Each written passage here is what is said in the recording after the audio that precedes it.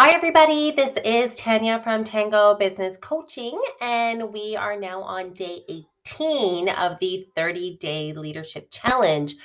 And today we're talking about authenticity and specifically authentic leadership. So it's a bit of a funny topic because it's so trendy and it's a bit buzzy and the spectrum of definitions out there are it's from one end to the other. It's all over the map.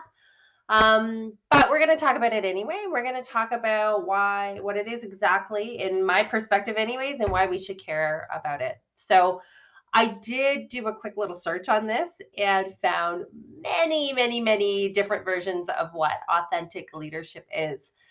So, I decided I would just talk about it from my own perspective. So, in my own version of authentic leadership and at its basic level, I believe it to be a leader who is comfortable in their own skin, one who does not compromise their values, one who communicates in a very transparent manner. Authenticity in a leader is also appropriately sharing their full selves. And I use that word appropriate for a reason. So it's not necessarily oversharing all of the intimate details of your life outside of work, right? So I've heard the debate on all of that. And that's not what showing up to work authentically as a leader is. I heard a great analogy the other day, and somebody said if somebody knocks on your front door of your home, you will at least open the door. And you might even let the person into your home, but you wouldn't necessarily let them into your bedroom. So, same kind of thing here. Let people into your life, but know where to draw the line. So, why does any of this matter, right? Authentic leadership builds trust. And I don't know how many videos I've now talked about where trust is the foundation of an engaging workplace culture.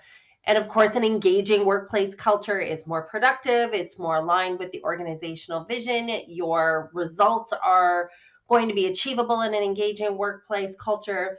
So that's really why it matters. An authentic leader will bring their whole self into work appropriately, of course, allowing others to get to know the human who's behind that corporate title. They participate honestly and fully in conversations, and all of that leads to psychological safety, which I spoke about a few videos ago. So let me flip it around the other way, right? So let's talk for a second about leaders who are inauthentic. So first of all, you can see it a mile away, right? So when somebody's being inauthentic, you know that they're being inauthentic.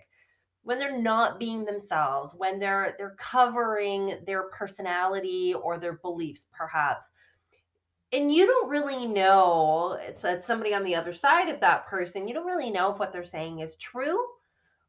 You're not really sure of what their value system actually is. It's just a breeding ground for broken teams, for frustrations, for broken relationships. And nobody wants to follow this kind of leader. So, what can you do to become more authentic? So, for years, we were told to behave this way, right? A certain way, separate work from home, don't let anybody know that you're human, don't let them know that you have feelings, right? So, now what I'm asking you to do is shift from barricading yourself with all of this emotional armor and, bear it all. Maybe not bear it all, but at least can we drop the armor? That's what I'm asking you to do. So, the Center for Creative Leadership actually created a 5-step model to becoming more authentic in your leadership style. So, I thought it would be helpful to repeat that one here. So, the first step in all of this is to rethink leadership image. So, consider what you think leadership looks like today, and consider what that ought to look like in a more authentic leadership style, and consider what assumptions you might have to let go of in order to get from your current mindset of what that is to what the future state could be. what is that gap and how big is that gap? And what are like a few steps to get you closer to that? So it's a bit of this first step is about a mindset change of what we think a leader needs to look like and be, because we've been taught a certain way for many, many years, and now we're shifting, right? So that's the first step. The second step is to boost your own awareness of your value system, your strengths, your weaknesses, things you like, things you don't like all of the things that sort of matter to you. Get really clear on all of those pieces. And then the third step is to assess and evaluate. So once you know all of those pieces, your strengths and weaknesses, your value system, your ethics, all of those things, once you know all of that, then you can really decide if the behaviors you're exhibiting actually align.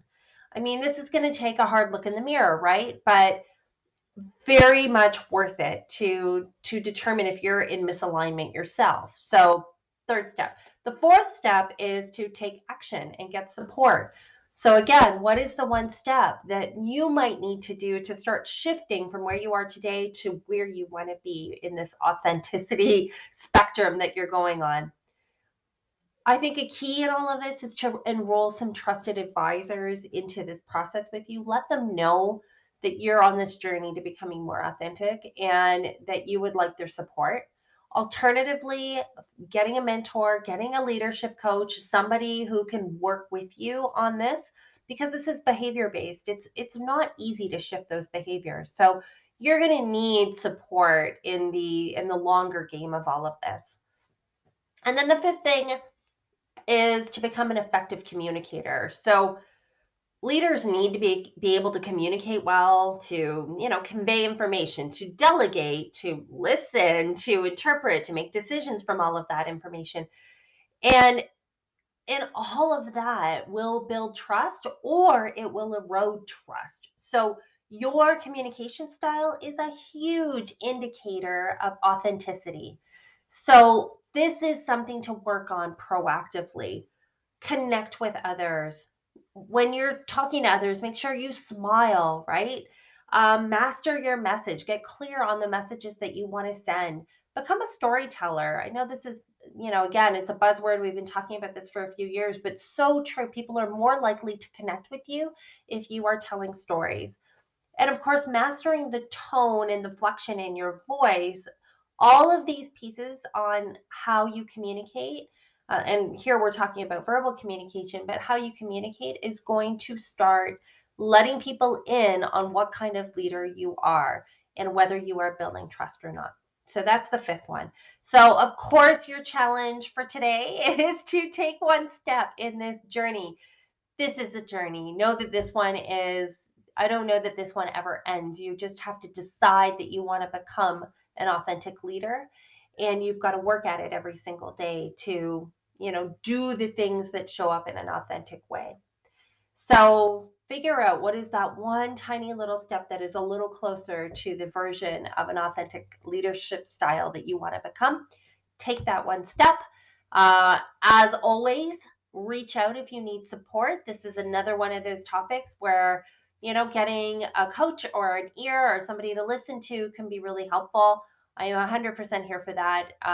Let me know if you need some support. And as always, comment and, reach out.